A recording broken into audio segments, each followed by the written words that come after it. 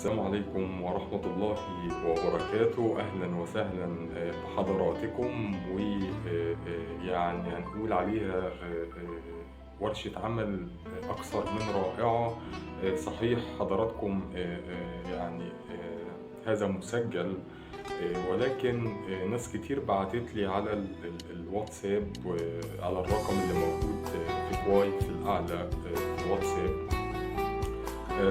بعتولي وقالوا لي إن إحنا عايزين نتكلم شوية، أو اتكلمنا شوية عن موضوع التنمر، لأن بصراحة بقت ظاهرة خطيرة جدا بنعاني منها. ظاهرة بقينا مش عارفين نعمل فيها إيه، نحلها إزاي. هنتكلم النهاردة عن موضوع التنمر. يعني إيه تنمر؟ ازاي ان انا اواجهه بمنتهى الاريحيه وبمنتهى السلاسه ومن غير اي تعقيد. التنمر بمعنى البسيط ان شخص بيحاول ان هو يقلل من شكلك، يقلل من قيمتك، بيلعب حرب رخيصه نفسيه، ولكن ليها خطورة على الشخص المتنمر عليه. لو هذا الشخص غير قادر وغير فاهم وما عندوش إدراك أو وعي بكيفية التعامل ومواجهة هذا التنمر، للأسف الشديد بيروح لعالم آخر وبيروح لدنيا تانية، لأن هو غير مدرك، ما عندوش الاستراتيجية في التعامل مع هذا الموقف أو هذه الحالة الغير أخلاقية والحالة القذرة من مجموعة من التوكسيك ريليشن شيبس أو التوكسيك العلاقات السامة مثل ما يقال.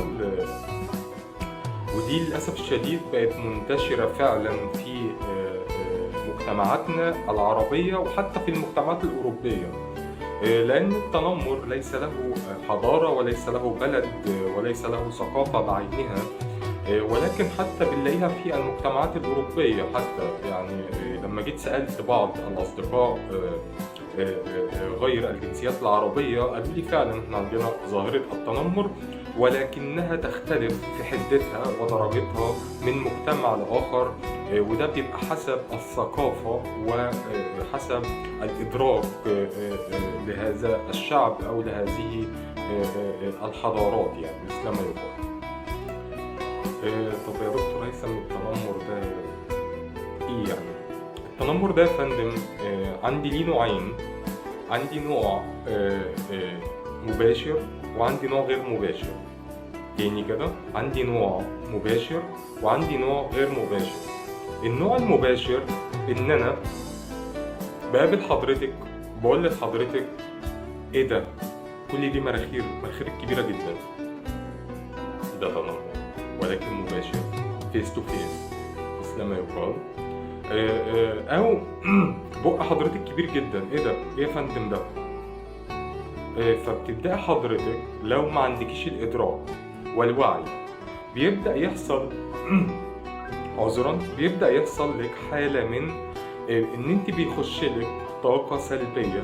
هذه الطاقة السلبية بتتحول جواكي إلى سلوكيات عدوانية، وبتبقي مثلا بتتحولي إلى شخص منطوي أو شخصية منطوية أو شخصية انطوائية مثل ما يقال، وبتبدأ تفكري في هذه العبارات وفي هذه الكلمات، وبيوصل بحضرتك الحال بعد كده ان انت ممكن بتكوني يعني مثل ما يقال in the beginning of depression، يعني في بداية الاكتئاب، مرحلة الاكتئاب، يعني depression period. عذرا. او بيتنمروا على حضرتك في الفيزيكال ابيرانس، المظهر الخارجي بتاع حضرتك، وبيبدأ يقولوا يعني يقول لحضرتك او تقول لحضرتك انت اللبس ده ايه ده، انت شاريه اللبس ده منين، ايه القرف ده، ايه اللبس اللي انت لابساه ده. فبتبدأ حضرتك ايضا بتتفاعلي مع هذا الكلام وبتدخليه جواكي، ودي كارثة ومشكلة، وهنتكلم عليها في هذا الفيديو إن شاء الله. إزاي إن أنا ما اسمحش لحد إن هو يدخل لي عبارات تديني طاقة سلبية وتأثر عليا فيما بعد. ده اللي هو الشكل المباشر للتنمر. شخص قاعد بيكلمني وبيتنمر عليا وجها لوجه، قد يكون في هزار او قد يكون بيتكلم بجد، او قد يكون هو عنده غيرة ان هو عايز ان هو يعمل عدم الثقة بالنفس او يخليني مش واثق من نفسي في هذه المرحلة او في هذا السياق من الكلام يعني. في عندي التنمر غير المباشر، وللأسف الشديد ده بنعاني منه بقى في مجتمعاتنا العربية، وده أخطرهم. ده أخطر نوع في التنمر يا جماعة، وركزوا جدا الله يرضى عليكم. قليل أوي اللي يقولك المعلومات دي، فركز ركزي جدا.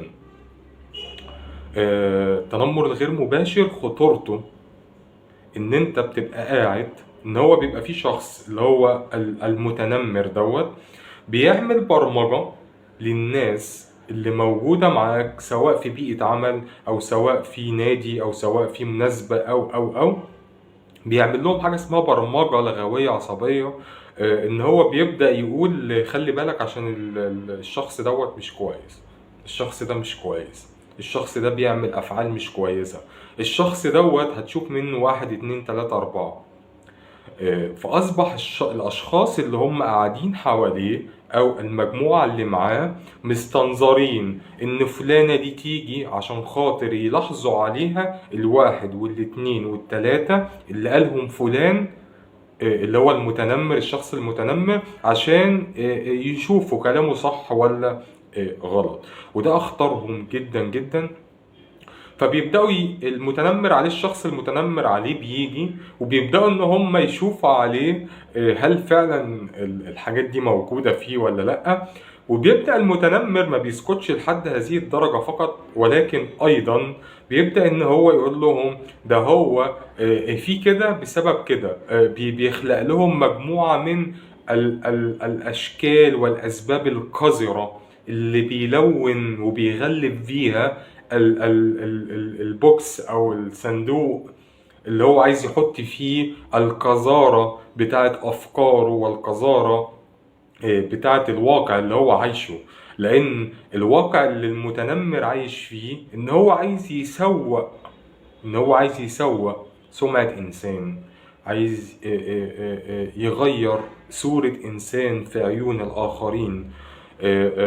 فبيبدأ ان هو بسبب افكاره القذرة والتوكسيك ايدياز، الافكار السامة اللي عنده، لان الواقع اللي هو عايشه ما هو الا وقوع للافكار بتاعته. فبيبدأ ان هو عايز ان هو يعمل اسقاطات. عندنا بقى في التنمية البشرية وحتة كده من علم النفس، الاسقاط. والاسقاط دوت ان انا في عيب، فبحاول ان انا اسقطه على الاخر عشان ما بقاش انا لوحدي اللي عندي هذا العيب.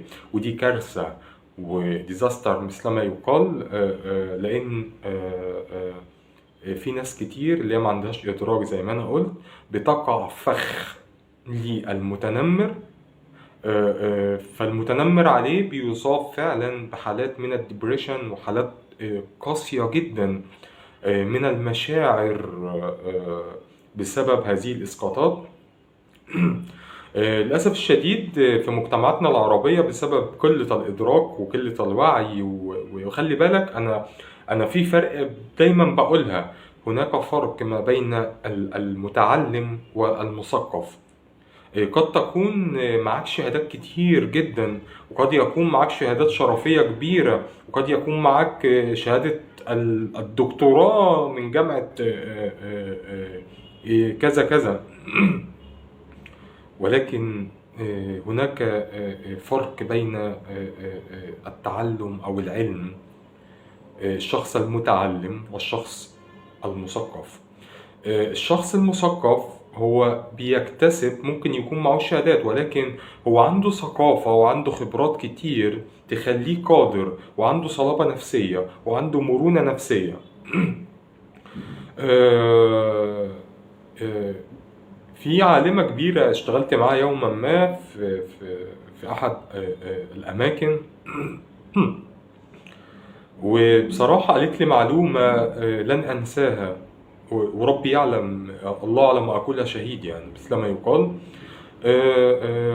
قالت لي I have analyzer mentality, I have analyzer mentality and heart for feeling. تاني I have analyzer mentality and heart for feeling. أنا عندي عقلية بتحلل وتحلل الكثير من المواقف ولا أحكم على الأشخاص. يعني لما اتكلمت معاها بقى في هذه المقولة، قالت لي أنا ما بحكمش على الأشخاص بمجرد إن أنا شفت موقف أو 2 أو 3 إطلاقا. أنا عندي العقل بتاعي، العقلية بتاعتي بتحلل أكثر من موقف وأكثر من الكلام حتى اللي بيطلع بحلله وبفكر فيه. ولو جيت سمعت حاجة عن شخص لازم أحللها أكتر من مرة، ولازم أشوف هل هناك أهداف غير أخلاقية وراء هذا الكلام اللي أنا بسمعه ولا لأ. لأن أنا العقل بتاعي أنا القائد بتاعه وأنا المسيطر عليه، وأنا وعندي قلب. بعد ما العقل بتاعي بيحلل أنا عندي قلب بيشعر، وأيضا هناك شعور تحليلي تجاه هذا الشخص، لأن ربنا مش خالق فينا القلب ده عشان خاطر ما نشعرش يعني، لا لازم هنشعر بالآخر. وده بيدفعني إن أنا أذكركم إن أنا كنت عامل دورة يوما ما اسمها فن الطبطبة. فن الطبطبة. الدورة دي كانت مهمة جدا جدا جدا، وإن شاء الله نكررها لحضراتكم في القريب العاجل. فالمتنمر بالطريقة الغير مباشرة بيخلي المتنمر عليه لو هو ما عندوش الإدراك واستراتيجية التعامل، بيخليه إن هو هيولع في نفسه وممكن يصاب ويقعد في المستشفى للأسف الشديد. ولكن تعالوا ما نشوف إيه الحلو. الله سبحانه وتعالى زي ما احنا قلنا وبقولها دايما، الله سبحانه وتعالى بيقول خلينا بقى لحتة المتنمر عليه، الشخص المظلوم. وللأسف الشديد يا جماعة أنا عايز أقول لكم على حاجة مهمة، والله والله والله وربي يعلم ما اللي أنا بقوله دوت. أصبح التنمر على المريض. والله للأسف الشديد أصبح التنمر على المرض حتى. شوفوا احنا وصلنا لدرجة قد ايه ما فيش حتى مبادئ الأخلاق يا جماعة، الموراليتي حتى مش موجودة. ودي مشكلة كبيرة، دي مشكلة كبيرة يا جماعة. إن التنمر حتى لو واحد تعبان بيبدأ المتنمر بيبدأ يتنمر على حتى المريض. هي قصة المتنمر ايه دي يا دكتور هيثم؟ يعني المتنمر ده لما بيبقى شخص نرجسي، شخص متعالي على الناس، متكبر، فشايف الناس كلها أقل منه فبيبدأ يتنمر عليهم. أو بيبقى شخص زي ما أنا بقول عنده تشوهات معرفية، فبيعمل عملية إسقاطات بألعاب نفسية معينة، بيعمل إسقاطات اللي جواه هو وحش، فبيخلي بيقول إن اللي قدامه ده وحش، وبيبرمج الناس اللي ما عندهاش إدراك. ركز جدا، بيبرمج الناس اللي ما عندهاش إدراك، فبيبدأوا يتبرمجوا حسب ما يروه، وما بيطبقوش المقولة بتاعة العالمة اللي أنا قلت لكم عليها I have analyzer mentality and heart for feeling. ما بيطبقوش دي، ما عندوش عقل بيحلل، ما بيفكرش. ودي مشكلتنا للأسف الشديد دلوقتي، إن إحنا ما بنحاولش إن إحنا نفكر، نحلل، نشوف الغرض من الكلام، الرسالة إيه؟ أنت عايز تقول لي إيه؟ طب أنا هدرسها، طب أنا هحللها، طب أنا هفكر فيها. هو ده الكلام. طيب، قلنا المتنمر قد يكون نرجسي، قد يكون عنده تشوهات معرفية فبيعمل عمليات إسقاط، وقد يكون هو أصلا مريض نفسي فبيحاول إن هو يداري بتسويق سمعة الغير أو بتشويه الآخر. المتنمر سواء نرجسي أو سواء للأسف الشديد لازم تكون عارف إن هو في حالة لا يرثى لها مثل ما يقال، وهيتدمر في القريب العاجل، لأن عندنا في التنمية البشرية حاجة اسمها قانون الانعكاس. كل كلمة بتطلع من حضرتك أو كل رياكشن أو كل فيلم بيطلع من حضرتك أو كل فعل بيطلع من حضرتك بيجي لك من نفس الأثر ومن نفس النوع ومن نفس الدرجة ومن نفس العدد حتى. إيه ده؟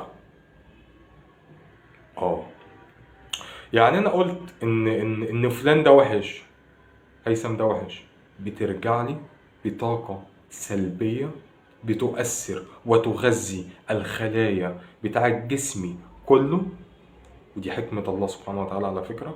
طاقة سلبية بتغذي الخلايا، ولذلك احنا بنقول فلان ده ما كانش عنده حاجة ومرة واحدة يعني إلا من رحم ربي، يعني 3/4 الأمراض اللي موجودة اللي مش معروف علاج ليها في وقتنا الحاضر أو في زماننا هذا، وذلك بسبب النميمة أو بسبب الطاقة السلبية اللي أنت بتطلعها للغير، فبترجع لك من نفس النوع ومن نفس الشيء، فبتغذي الخلايا بتاعتك، فبيحصل أمراض ما بنسمعش عنها. والله وده اللي احنا بنسميه دلوقتي في الفيلد الجديد الانرجي فيلد او علوم الطاقة او اللي هي الشكرات وغيرها من الامور يعني. فلو حضرتك ولذلك ربنا سبحانه وتعالى بيقول في القرآن دايما بيقولها كررها اكثر من مرة: فاعفوا واصفحوا فاعفوا واصفحوا فاعفوا واصفحوا وأن تعفوا له أقرب التقوى، واصفح الصفح الجميل. العفو ده اللي هو إن أنت تسامح الآخر، وخد بالك أنت ما بتسامحوش عشانه، لا والله أنت بتسامحه. أصل كلمة بسامح إن أنا بسمح للطاقة السلبية اللي دخلت جوايا إن هي تخرج بمنتهى الأريحية. تاني، إن أنا السماح معناه اللي هو ربنا ذكره بكلمة العفو. بيقول لك أنا بسامح فلان، بسامحه إزاي؟ إن أنا بسمح للطاقة السلبية اللي دخلت لي إن هي تمشي وتخرج من جسمي مرة أخرى، فيصبح الجسم سليم. ولكن اللي بيحصل إن اللي بيبقى الناس المتنمرة، عشان نبقى في موضوعنا، المتنمر عليه إن هو بيفضل المتنمر بيصدر للمتنمر عليه مجموعة من الطاقات السلبية. هذه الطاقات السلبية بتبدأ تضغط وتخش داخل المتنمر عليه، فبيتضغط ويجيله طاقة سلبية، فبيبدأ يمرض وبيبدأ يتعب لو هو ما عندوش الإدراك وما سمعش الفيديو دوت. تمام؟ طيب، المتنمر عليه هو رايح في داهية. سوري، المتنمر هو رايح في داهية رايح في داهية. ليه؟ لأن هو اللي صدره بيرجع له تاني، اللي صدره بيرجع له، فبيجيله طاقة سلبية. وخلي بالك بعد فترة بسيطة جدا لازم هتشوف الدنيا اتلخبطت معاه، لازم هتشوف ان الدنيا اتلخبطت معاه بمعنى الكلمة، مفيش كلام، لان هو صدر طاقات سلبية هنا وهنا والاشخاص، فلازم ترجع له. فبتخيل بقى ان هو عمال يتكلم على فلان مع فلانة وعلانة واكثر من شخص، فهذه الطاقات السلبية اللي هو عملها بتخش له ولكن بكمية كبيرة أكبر. ليه؟ لأن هو على قد ما هو اتكلم مع الناس على قد ما هو عمل طاقات سلبية، فهذه الطاقات السلبية بترجع له مرة أخرى ولكن بأثر أكبر، فبتأثر على الخلايا وأجهزة الجسم، فبيبدأ الجسم يمرض. وخلي بالكم الموضوع ده، موضوع الطاقة مهم جدا جدا جدا. بالنسبة لي المتنمر عليه بقى الشخص اللي هو الغلبان اللي هو ما عملش حاجة، وممكن تكون سوءت سمعته، أو ممكن يكون هو مفهوش كده ومتألم. أقول لحضرتك سامح وسيبه واتفرج من بعيد. ودي عدالة ربنا، ما تقلقش، اتفرج بس من بعيد وشوف المتنمر دوت هيحصل له ايه. خد بالك ان الله سبحانه وتعالى قال دايما، قايل في الآية القرآنية، يا أيها الذين آمنوا عليكم أنفسكم لا يضركم من ضل إذ اهتديتم. مش اللي ضل دوت مش شغلك في حاجة، سيبه يتكلم وسيبه يتنمر وسيبه يقول. ما هو شخص غير أخلاقي قذر، سيبه. خليك في نفسك. طول ما انت في حالك وفي نفسك، ربنا بيوعدك بيقول لك الضلال اللي هو فيه مش هيأثر عليك. يا ايها الذين امنوا عليكم انفسكم، خليك في حالك بس. ربنا مش عايز منك اكتر من كده. خليك في حالك، خليكي في حالك يا فندم. ما تتجسسش على حد، ما تسمعيش. سمعتي؟ ربنا يسامحك. اسمحي للطاقة السلبية، ساعدي نفسك. ده مش عشانه، ده عشانك انت. اسمحي للطاقة السلبية ان هي تخرج من الجسد. في ناس كتير كلموني وقالوا لي انا عايزة، في احد الاشخاص تقريبا من احد الدول العربية كلمتني وقالت لي انا عايزة ان انا اوضح الصورة. لا يا فندم، ما توضحيش، عشان ربنا بيقول لك ليس عليك هداهم، مش بتاعتك يا فندم. وخدي بالك ان الله سبحانه وتعالى في ايات كتير قال ان اكثر الناس لا يعلمون لا يفقهون لا يتذكرون، لا يفقهون. ف ف ف فمش بتاعتك. انك لا تهدي من احببت، ده ربنا بيقول لسيدنا النبي ليس عليك هداهم، مش بتاعتنا، مش بتاعتنا. يا ايها الذين امنوا عليكم انفسكم، خليني في نفسي. حضرتك في حاجة مهمة جدا اسمها تطوير الذات. لازم تطور من ذاتك عشان يجي لك حتة الإدراك، فتقدر تتعامل مع هذه المشاكل وهذه الأمور التي قد تهوي بحضرتك أو بحضرتك إلى يعني إلى الحافة مثل ما يقال يعني. فخلي بالكم يا جماعة، بجد والله الموضوع مهم. خلي بالكم ان المتنمر بيلعب معاكم العاب نفسيه رخيصه ولكن خطيره. رخيصه ولكن خطيره. لو خطورتها ان انت لو مش فاهم، وخطورتها ايضا خدوا بالكم يا جماعه، الشخص المتنمر على شخص اخر وانا قعدت اسمع له، انا بيجي لي طاقه سلبيه وبشاركه الاسم، بشاركه السيئه اللي بيعملها، فبيجي لي طاقه سلبيه وبتبهدل زيه، وممكن بيتي يتخرب زيه بسبب ان انا قاعد بسمع له. ما هو السمع دوت بيجي لي الطاقه السلبيه عن طريق فكر بيتغير، فبيتحول الى مشاعر، هذه المشاعر تتحول الى سلوك، بيبقى جوايا طاقه سلبيه. عشان خاطر حضرتك تتجنب هذه الطاقه السلبيه، المتنمر او النمام هيجي يقول لحضرتك حاجه ما تسمعهاش. يا رب اكون وضحت هذه بهذا الفيديو جزء بسيط من قصة المتنمر، القصة الغير أخلاقية أو التوكسيك ريليشن شيب اللي احنا بنشوفها في مجتمعاتنا للأسف الشديد. فعايز ان انا اقول لحضرتك دايما، الشخص اللي بيسمع للمتنمر you have to have analyzer mentality and heart for feeling. خلي عندك عقلية، خلي عقلك يحلل، فكر في الأمور أكتر من كده. وخلي عندك قلب بيشعر وبيحس بالآخر، وحاول إن أنت تطبطب على الآخر عشان تعيش في سلام داخلي، ويبقى عندك طاقة النور وطاقة الحب والمحبة. كل الشكر والتقدير. كان معكم المدرب الدولي واللايف كوتش دكتور هيثم حمزة، والسلام عليكم ورحمة الله وبركاته.